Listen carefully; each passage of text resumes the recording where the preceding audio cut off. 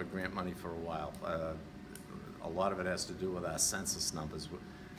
I honestly believe that we're a larger city than what we record.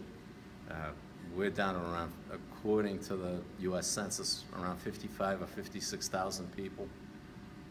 I venture to say that we're over 60,000 people. With all the new housing developments that have been built, all the new apartments, all the new condos, there isn't a lot of vacant land to build more housing. It has to be more people. We have more housing units than we've ever had in the history of the city, so there has to be more people. It's to get people to respond to the census so we can get the true numbers and be in a better position when we do apply for grants, that people can see that, you know, the city is large, it's in need of certain things. We need offices, we need equipment, we need technology, we need, you know, we need the resources. So it makes it difficult. I wish I could tell you we have all these kind of things planned, but every day that goes in, it's like it's putting the finger in the dike. Sounds like technology is one issue that you want. Yeah. You know, cameras have been mentioned, so there's certain things that would be really helpful to help you do your work better. Right. And that would help. Not that I don't want to see fewer offices. We need more offices. But if we were able to harness some of the technology, it would help us get by till we got to those additional offices, because we can't be everywhere. And as hard as we try, how does these offices try to do that? They get one radio call and they go from one end of the city to the other, and it's like, now that side is uncovered while they're covering a call on that side. So, you know, we do have plans. I do want to commend them for what they do. A lot of what they're doing right here. The officers here this evening are here on their own time. They realize that it's important, and they're frustrated too, that, you know, they'd like to see things moving forward.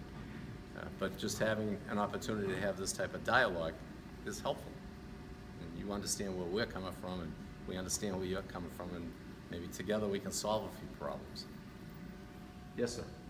My name's Bill McClellan. I talked to you earlier. Yeah. I live on Franklin Street. I would like the first meeting that you had on the registered permit parking. I was there. I got a big laugh when they asked me, where do you go when you go out? I said, I don't go out. I have to leave the car there. I'm the only car on the street without a driveway. So now they got a new unit, 3-unit apartment coming in, and I see they say they have deeded parking spots on the street. I don't believe that there's a deeded parking spot. Not on the street. On the street. No deeded parking on the street. Yeah. They have deeded parking, I think, on the property.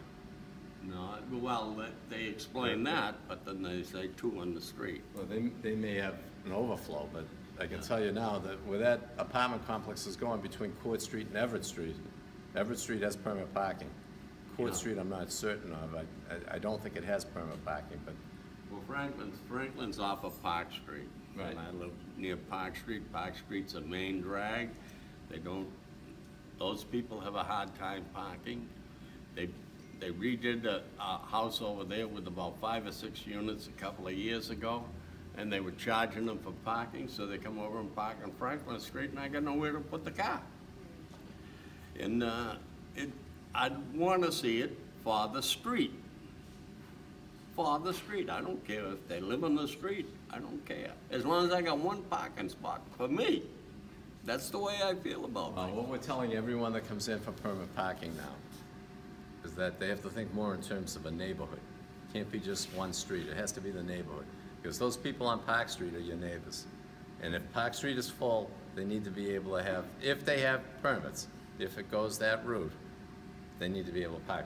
Not that your spot should be gone, but it's not truly your spot. It's a public street. No, but when they redo these houses and put extra units in there, then, which occur to bring more cars, then they should be forced, for building a new one, they have to have 2 spaces. They're supposed to have 2 spaces. The board is winking at that.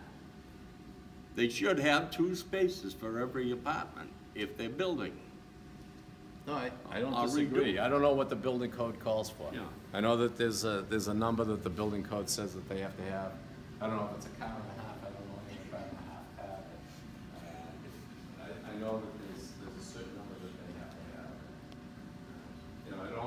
sense to remove it.